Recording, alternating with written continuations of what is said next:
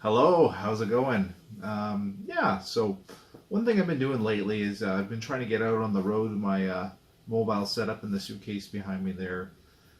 It's just it's kind of nice, good excuse to get out of the house. I also like to capture nature footage, just for the hell of it, really.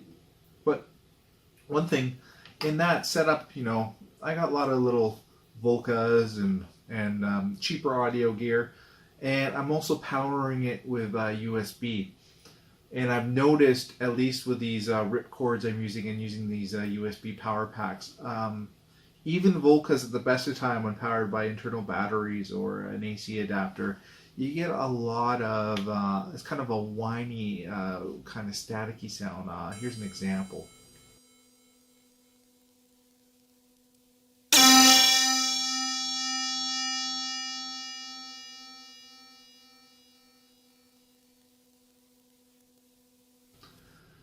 So I went out. I would basically, came up with a silly little jam or whatever you want to call it. In the, I'll post in the background as I show the footage. But I threw it in my video editor, and it works okay once everything kicks in. You can't really hear it, but especially when I was playing around trying to come up with a silly bass line or whatever, is you can hear that whine really powerfully.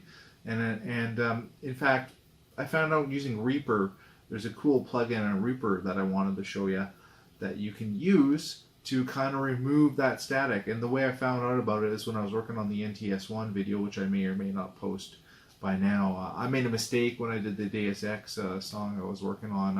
I was using a tape effect or a tape delay.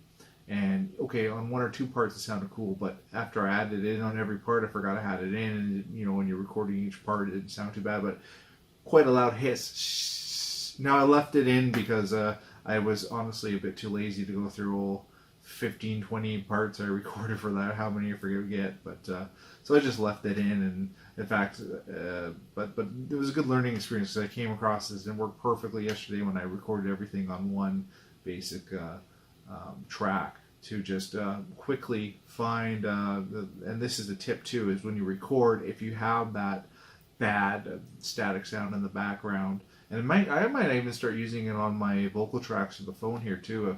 There's a lot of background noise here, and I'm not using, I got a new mic that I might start using, but at least for quick video shoots like this, I can just stop for a second.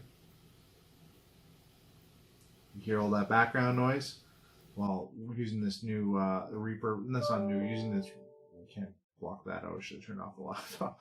But using the ReaFir plugin, I can create a sound profile off of that background noise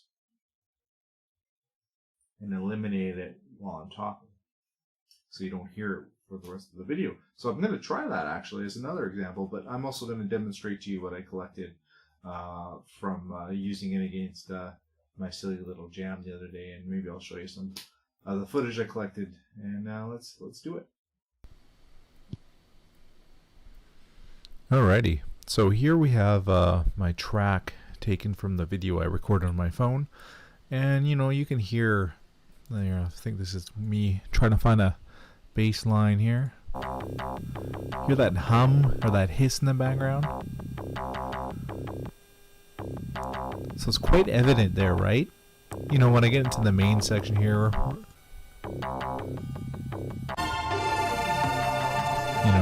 the sounds of everything else kind of hide it away, but it's very, very evident when I'm messing around here, right? So how the heck do you get rid of that?